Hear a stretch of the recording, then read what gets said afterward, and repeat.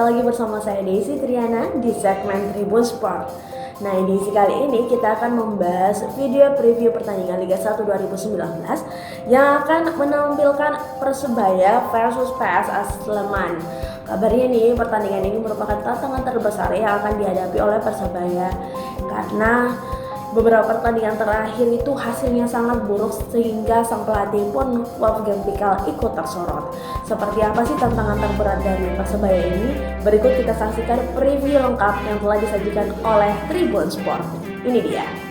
Tantangan berat dialami Persebaya Surabaya jelang laga menjamu PSS Sleman Minggu 27 Oktober 2019 pukul 15.30 waktu Indonesia Barat mendatang.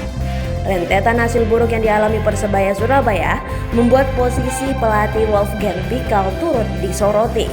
Terakhir Persebaya menelan kekalahan 0-1 dari tuan rumah Persela Lamongan di Stadion Surajaya.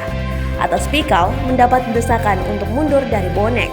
Persebaya mengalami 2 kali kekalahan di 2 laga terakhirnya. Sebelumnya Persebaya Surabaya takluk 1-4 dari tuan rumah Persib Bandung di Stadion Kapten Iwayan Dipta. 2 kekalahan tersebut sekaligus memperpanjang tren buruk Bajul Ijo yang tidak pernah menang dalam 5 pertandingan terakhir.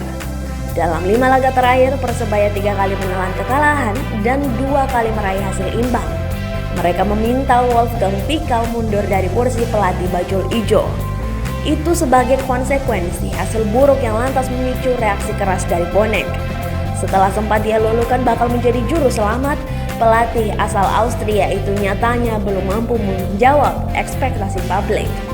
Namun, ia mengingatkan supporter bahwa Persebaya Surabaya sedang dalam kondisi tidak sehat. Oleh karena itu, Pickal meminta bonek juga ikut memahami kondisi ini. Pickal menjadikan kekalahan 0-6 Bali United dari Borneo FC sebagai contoh bagaimana tim kuat bisa kalah telak meskipun dengan kondisi full tim. Pada laga tersebut, Persebaya kehilangan 5 pilar penting, yaitu Osvaldo Hai, Misbakus Solikin, Otavio Dutra, Diogo Campos, dan Rahmat Irianto. Sedangkan di kubu PSS Sleman sendiri, kondisi mereka tidak stabil.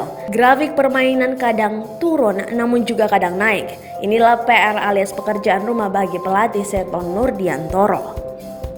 Semoga hasil yang terbaik untuk Persebaya dan PSS Sleman pastinya. Para fans, jangan ada yang pada ricu ya. Kita harus tetap saling menjaga sportivitas agar Liga 1 2019 tetap berjalan lancar. Nah, jangan lupa juga untuk terus menyaksikan segmen-segmen menarik lainnya dari Tribun Sport. Dan ingat untuk selalu like, share, serta subscribe channel dari Tribun Timur Video. Saya Desi Triana pamit undur diri dan sampai jumpa.